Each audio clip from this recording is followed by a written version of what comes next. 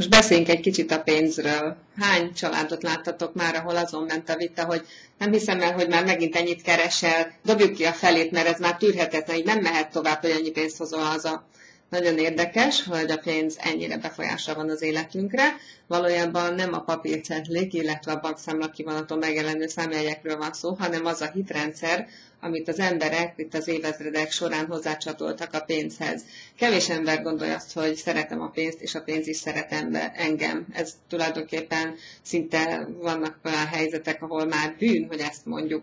De valójában bűne? Igazából, hogyha azt gondoljuk, hogy minden energiából áll, amit a kvantumfizika folyamatosan bizonyít, és az utolsó kis atomra lebontott részecskék is energiák, ugyanúgy, ahogy a szék, a komputer, illetve az a pénzdarab, amit ha akarunk, megvizsgálhatunk, akkor meglátjuk azt, hogy az energia ugyanaz az anyag, amiből az univerzum épül fel, és ez pedig a feltétel nélkül szeretet.